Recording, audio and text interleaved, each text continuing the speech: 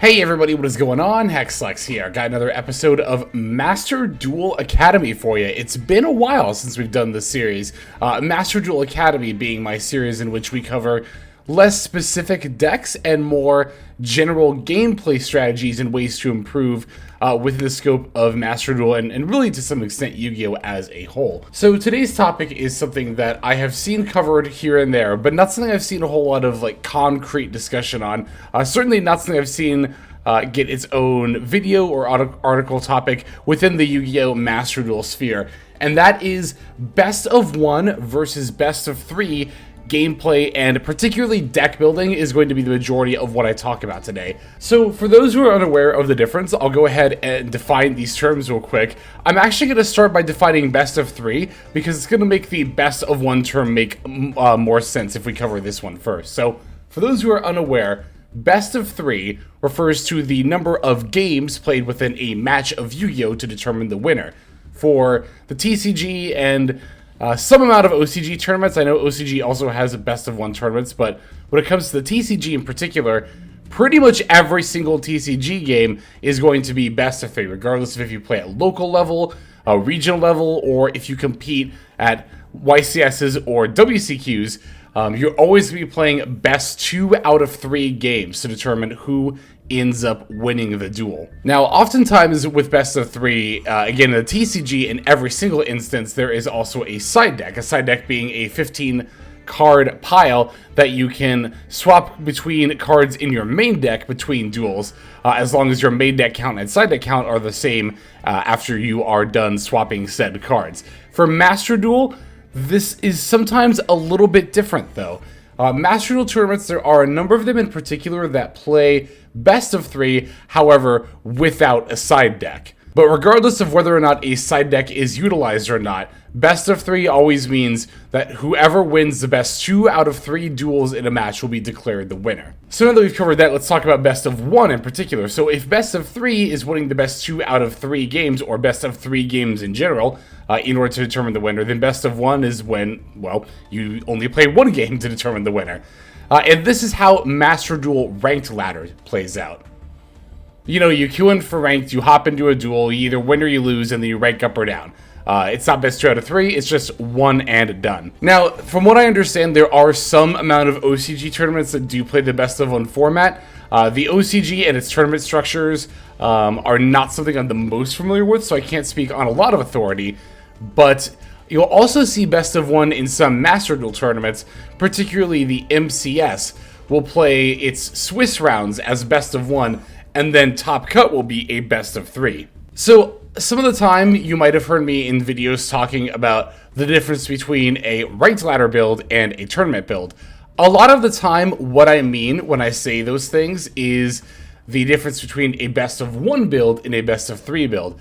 However, there is a slight bit of nuance to this. Even tournaments that play best of 1 for part or all of their rounds, I am still going to deck build differently for the reason that in tournaments, you want to win every single duel.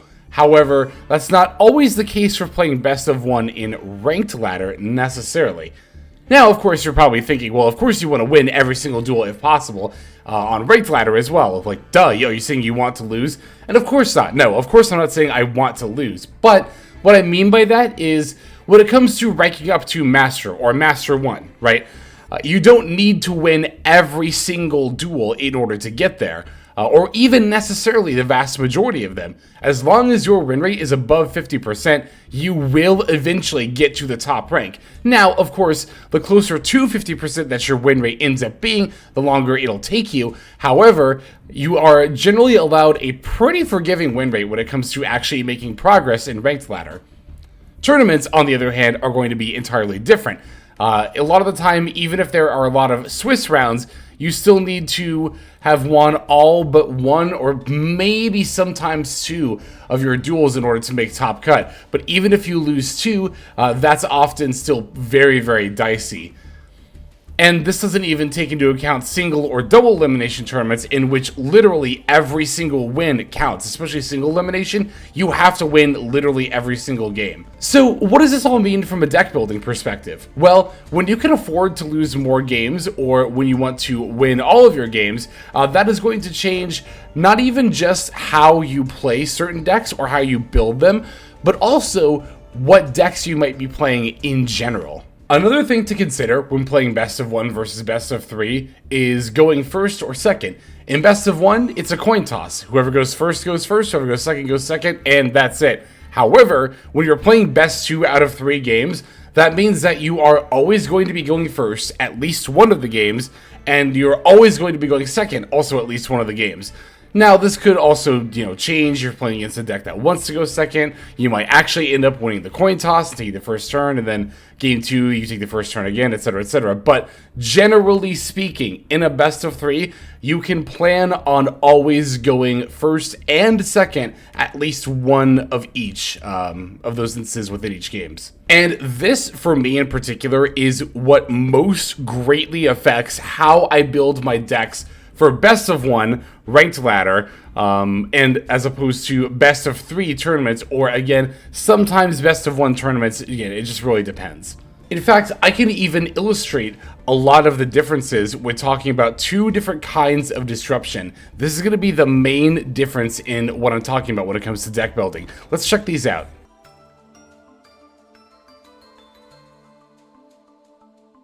So when I talk about how playing best of 1 versus best of 3 affects not only deck choice but deck building, that can come down to a lot of the time the more quote-unquote staple cards used. Staple cards, of course, being those that are not restricted to any particular archetype that see play in a lot of different decks. So, generally speaking, I think hand traps are important regardless of if you're playing in best of 1 or best of 3. Hand traps being cards like the ones we're seeing here.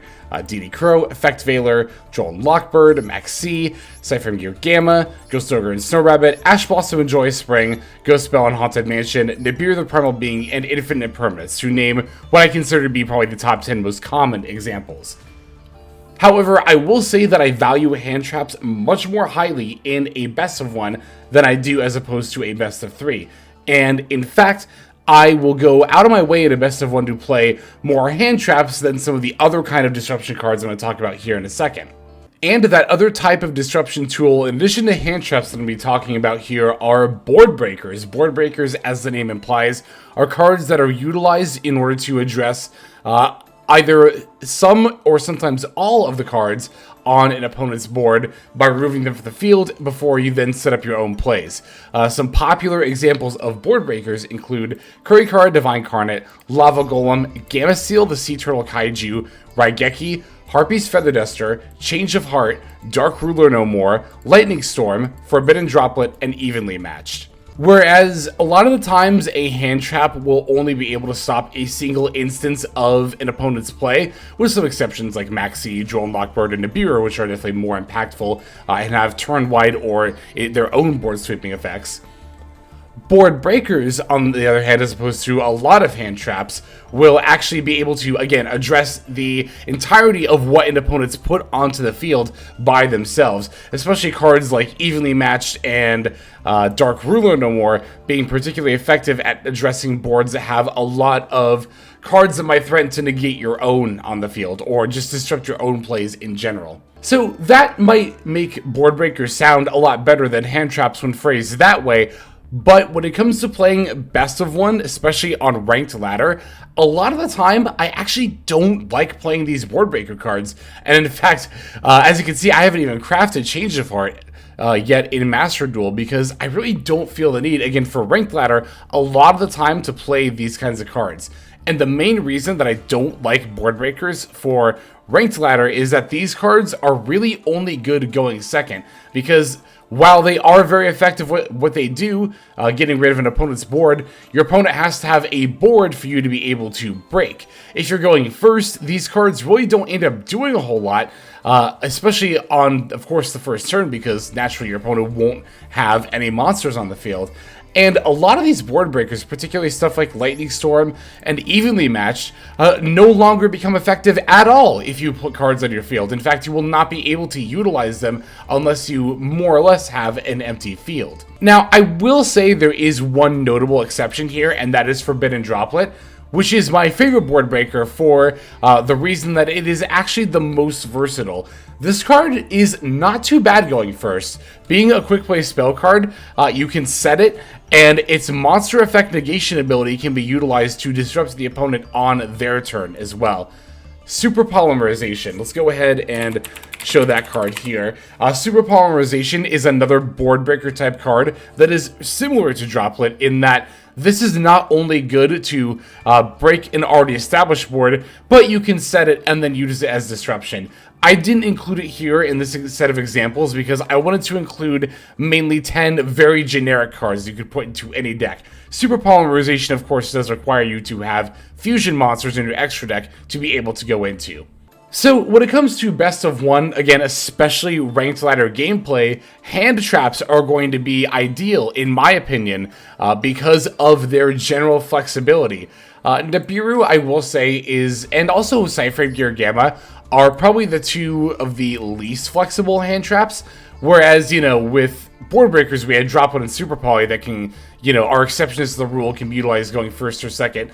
Gamma is only really good, not only just going first, but also in very specific situations, that being you controlling no monsters. A lot of the time, you'll normal summon a monster, and then even if you have Gamma as well going first, now you can't use it to act as a hand trap / disruption card. Nibiru, kind of similar. While this can be utilized after you go first, it does ultimately end up, you know, tributing all the monsters on your board. This, however, is a lot more useful than Gamma still going first, because if your opponent ends up breaking your board and you have Nibiru in hand, then you at least know that you can drop the rock on them if they do enough summons. But as I said, generally speaking, I do prefer the hand traps for their flexibility, namely that they are good regardless if you go first or second. Again, there is also some exceptions in the form of Effect Failure, which can only be used on the opponent's turn, but in that respect, it's still fine if you open it going first. You can just hang on to it in your hand, and then on the opponent's turn, utilize it to disrupt their plays. So there have been a lot of times in my deck profiles where people will ask me, Hexlex, where are your going second cards? What happens if you lose the coin flip? And I think a lot of the time when people ask, where am I going second cards, they are asking, in fact, about these board breakers, because it's not uncommon to see decks on Ranked Ladder that are playing, you know, a single Kurikara or a single Feather Duster, or seeking in like a set of Evenly Matched, even if the deck might not normally play it, just in case they, you know, quote unquote, just in case I go second.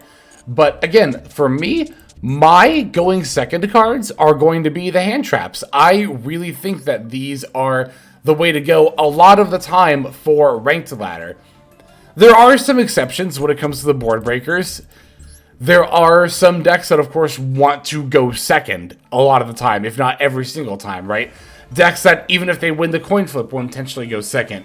Then, I think if you're doing that on Ranked Ladder, board breakers become a lot more feasible because you can plan on them always being effective. That is really the main thing of my personal dislike for board breakers on Ranked Ladder, is just how bad it feels to open Evenly Matched going first, or Dark Ruler No More, or Kurikara Divine Carnate.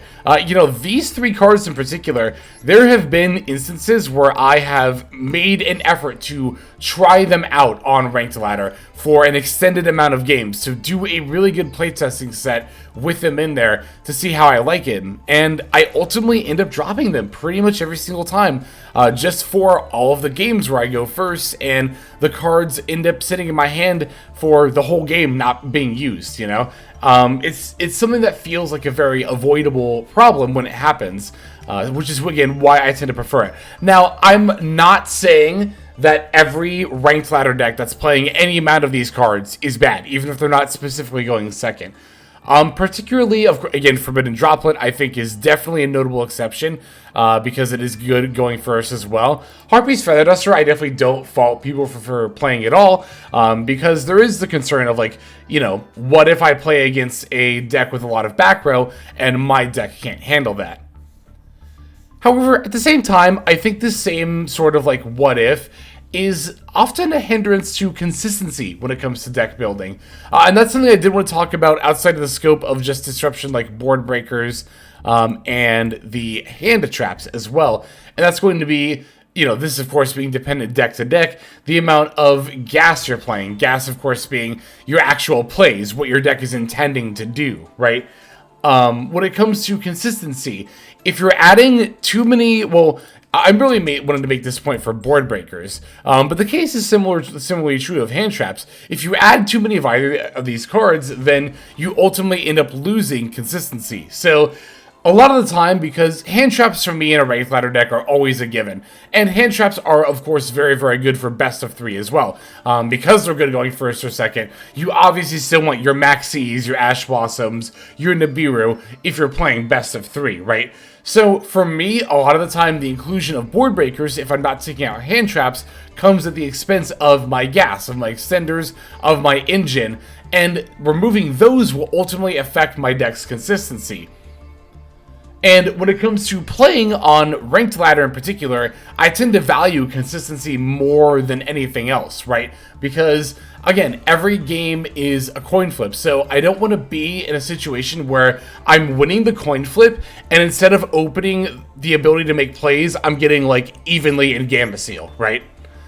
Again, whenever that's happening in the past, the thought that just runs through my head the entire game is like, wow, this feels very preventable. Which again, is not to say that, oh, if you're including board breakers, you're tanking your deck's consistency every time. Of course, you can definitely plan and deck build around that. But the other thing is, too, is something I touched on earlier, and that is the overall win rate needed to succeed on Master Duel Ranked Ladder. When it comes to Master Duel Ranked Ladder, as I touched upon earlier, you don't have to win every single duel. As long as your win rate is over 50%, you're gonna get to Master 1 eventually. So I think it might be a bit surprising to some people when they ask, like, oh, Hexlex, where's your Harpy's Feather Duster in this deck? What if you go against Stun? You have no outs to Floodgates.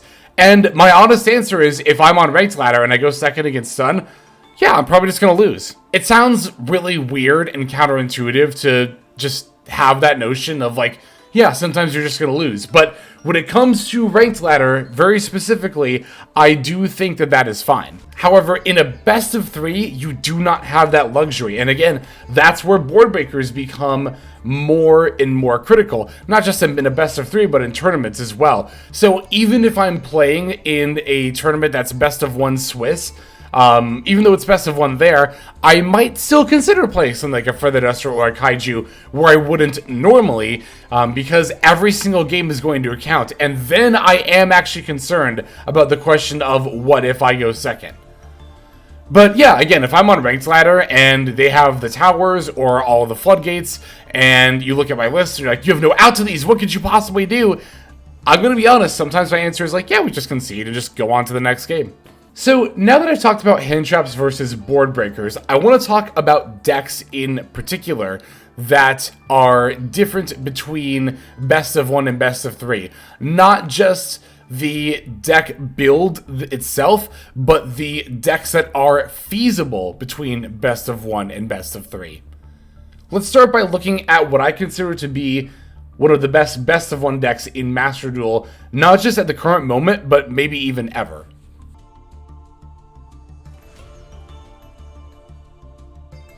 So, the deck that you see in front of me right now is Super Heavy Samurai, a deck that probably doesn't need any introduction to you, because right now it is all over Ranked Ladder, and as I just touched upon, I think this might be one of the best ever decks for climbing on Ranked Ladder ever in Master Duel. And the main reason for this is because the deck is, one, very, very consistent. It has a lot of ways to sort its combos that only take 1 card. And on top of that, this is a deck that gets to play a lot of hand traps, One thing you might have noticed in particular is that a lot of the hand traps that I showed, the most popular ones, are almost all monster cards, despite of course being called hand traps, but a lot of the board breakers were mostly spell cards. The thing about Super Heavy Samurai in particular is of course they all have the restriction on their effects of if you have no spell trap cards in your graveyard.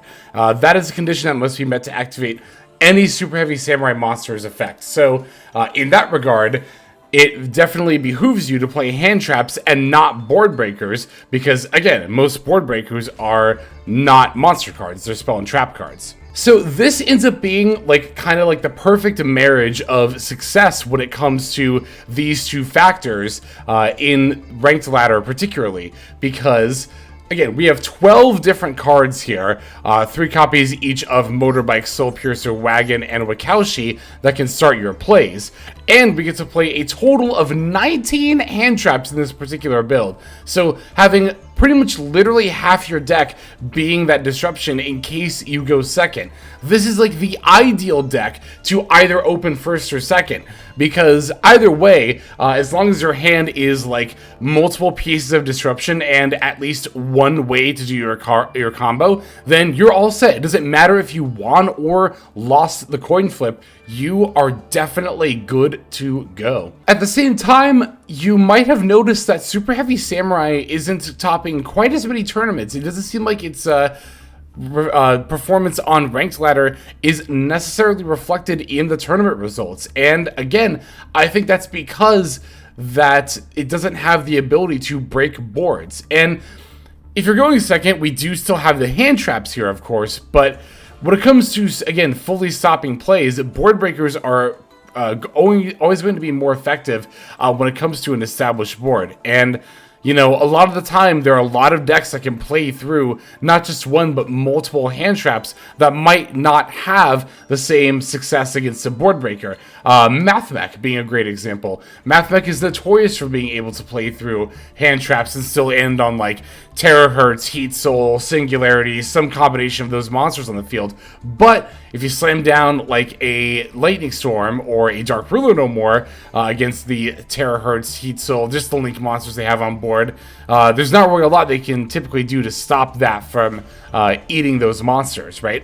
So now let's go ahead and take a look at a different deck, which I think tends to be better in a best of 3 format. That is going to be Branded Despia, particularly with the build that we're going to take a look at here is one of the ones on the Gimmick Puppet Nightmare Lock. This list in particular, which you'll notice I don't have all the cards for, this is card for card the first place finisher of Master Cup number 27, which took place at the time of recording a little under a week ago.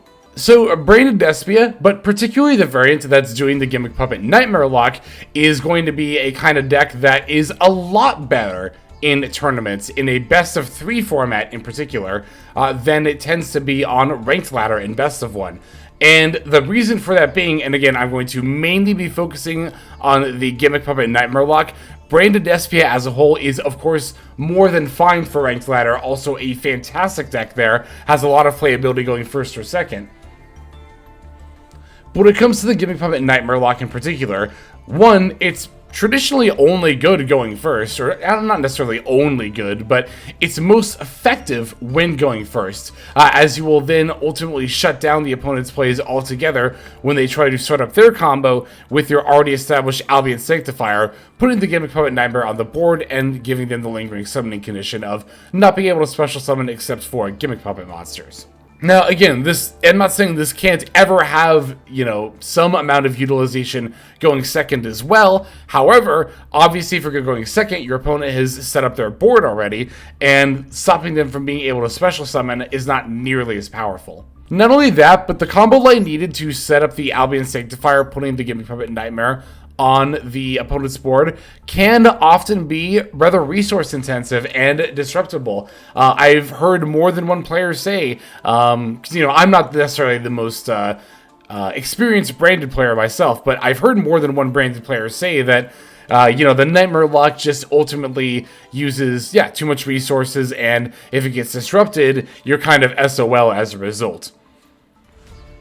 Now, when you're playing on ranked ladder and it's best of one and every single individual game counts, is that really the kind of risk you can afford to be taking? Again, not only the risk of trying to establish the Puppet Nightmare lock to begin with, but also the risk of losing the coin toss. And now, all of a sudden, this card, this engine that you're devoting at least part of your deck space to, is now no longer nearly as effective just by virtue of having lost the coin flip.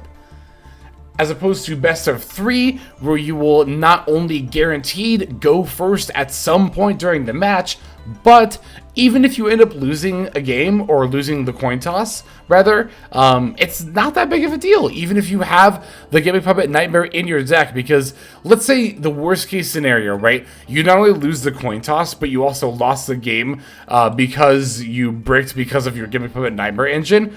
That's fine, we still just go to games 2 and 3 and you can still win out from there. So yeah, it definitely makes sense why this style of deck would be more effective. And if you would like a little bit more evidence to demonstrate my point here, let's go over to the top deck section of Master Duel meta and look at the top decks from the last 2 weeks.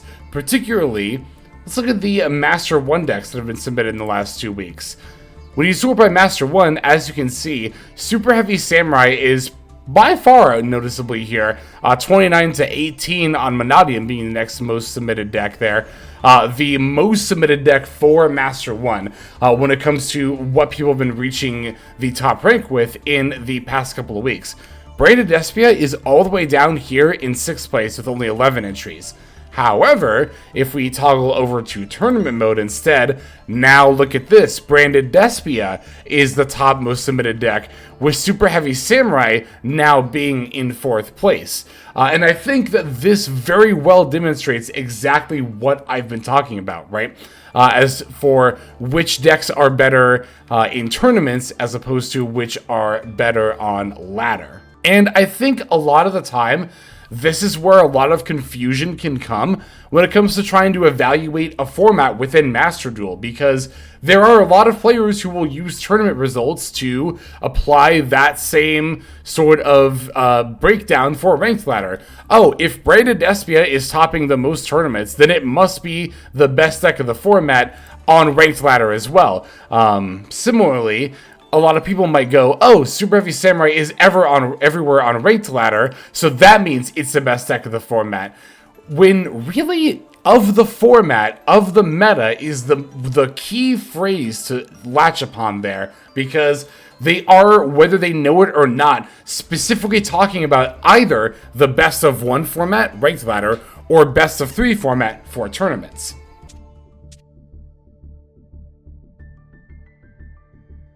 Okay, so we highlighted a couple of different decks that altogether might be preferred between best of one or best of three, but what about individual builds themselves?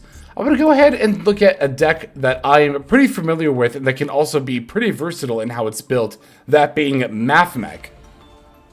I think that this ends up being one of the best decks to kind of showcase what I'm talking about, particularly how I like to deck build between the different kinds of formats, right?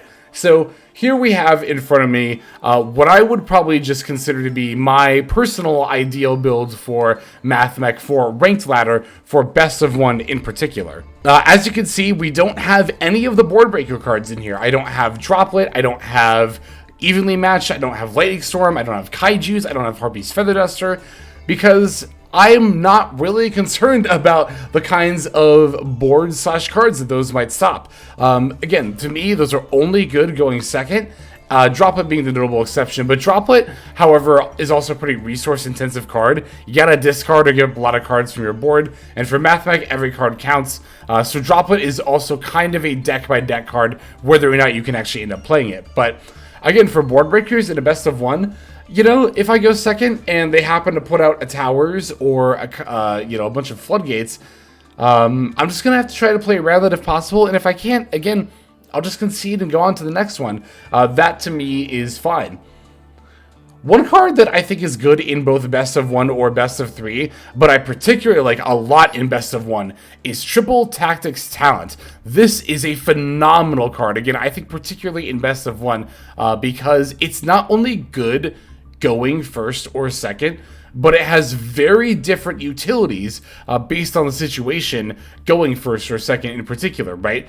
If I go first and my opponent uses a hand trap against me, then I'm almost always going to use the third effect to look at the opponent's hand, choose a card from it, and shuffle it into the deck. This will not only allow me to see what deck they're on and get an idea of what they're able to do with the cards they have available to them, but if I have more plays and they have another hand trap, I can put their hand trap back. If they don't have another hand trap, I can pick their most valuable engine card and then put that back. However, if I go second and my opponent uses one of the cards on their board to disrupt me, then Triple Tactics Talent can become a board breaker card with the second effect. Take control of one monster your opponent controls until the end of phase. The draw two cards, which seems to be the most commonly activated effect that I see opponents do, in my opinion, is actually the lowest value effect. However, there are some cases going first or second where drawing two ends up being more valuable than one of the other options.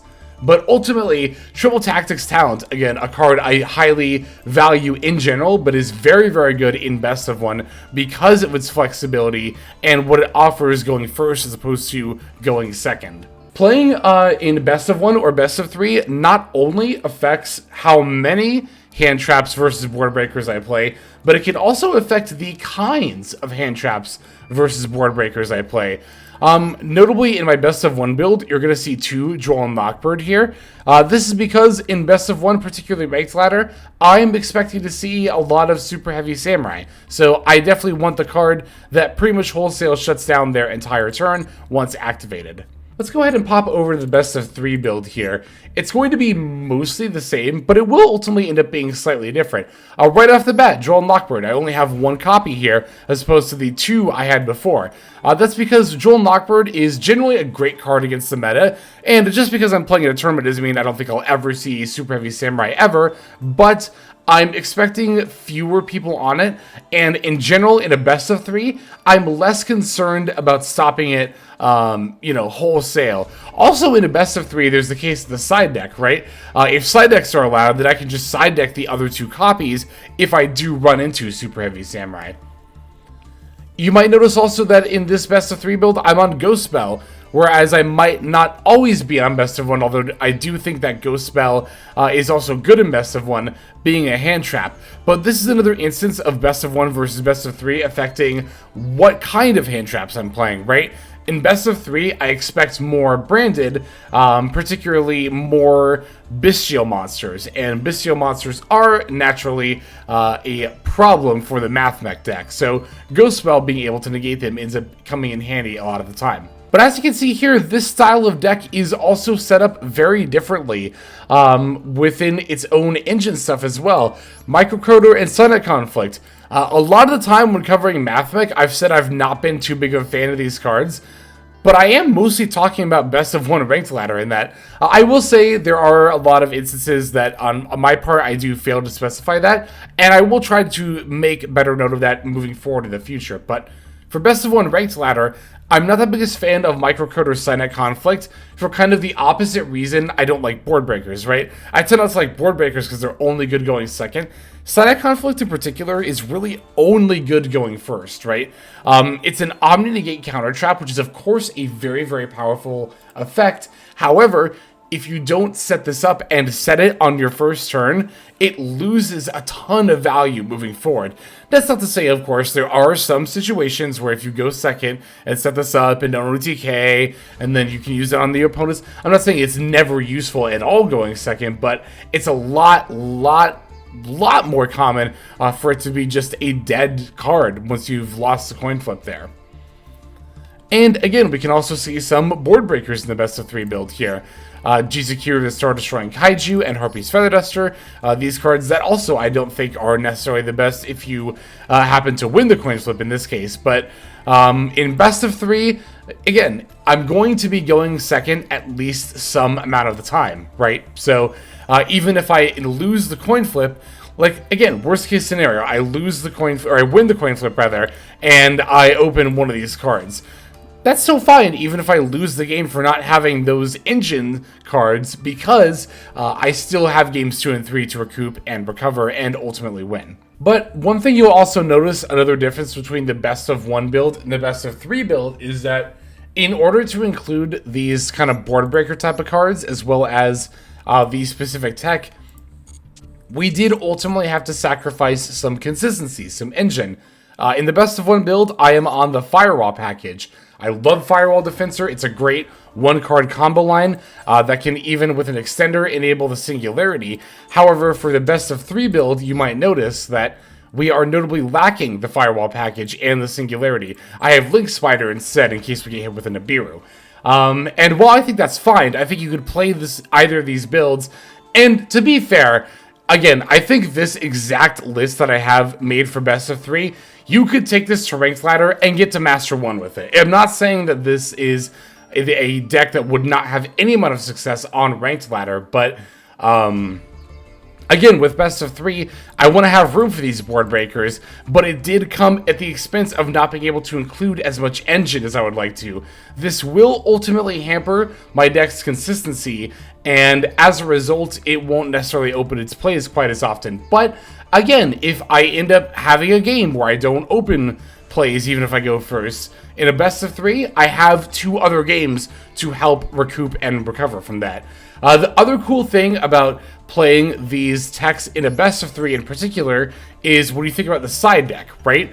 The side deck can not only be used to bring in cards that are, disruption or, hand traps versus board breakers, whether you go first or second, but sometimes you can even side more engine in case you go first, which, especially in that case, but in general overall, kind of helps these tech slots be, in a way, you can almost think of the slots like Jizukiru and Duster in a best of 3 build as kind of like quote-unquote pre-sideboard cards, right?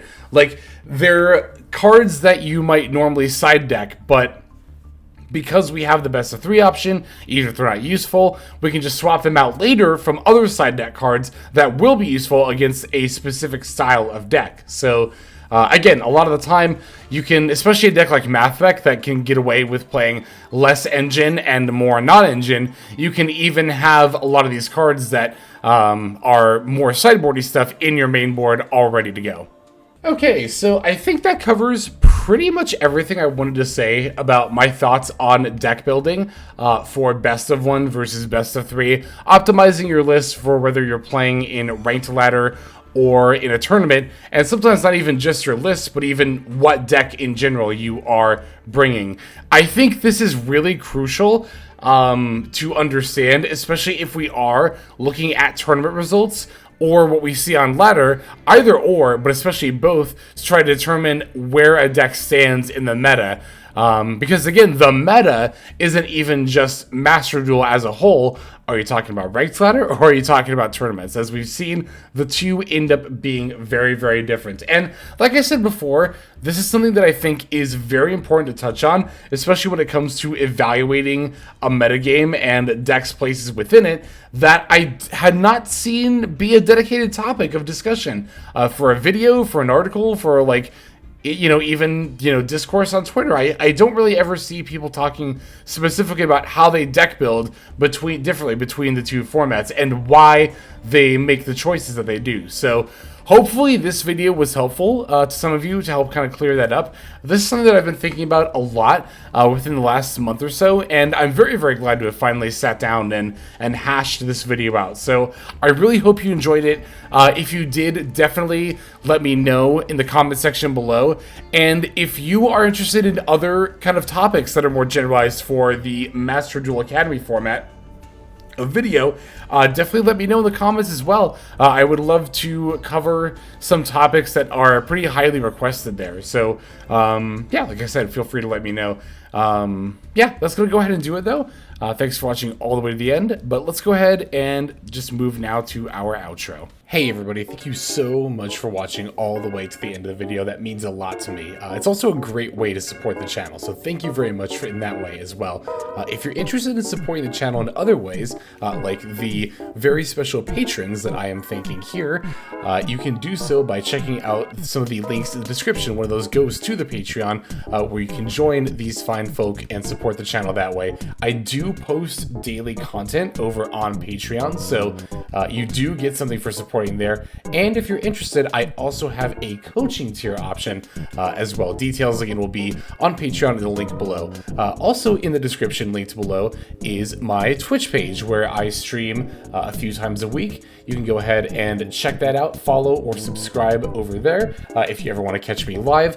You'll also find my second YouTube channel if you feel like subscribing over there to watch some of the Twitch VODs, as well as some additional non-Yu-Gi-Oh related content that I make over there. Again, any of those links you want to check out is all a great way of supporting. But again, even if you don't do that, just watching was also a fantastic way to support. And once again, I have to thank you so very much. But in any case, this is Hexlex. I'm going to be signing out, and I'm hoping you have a fantastic day.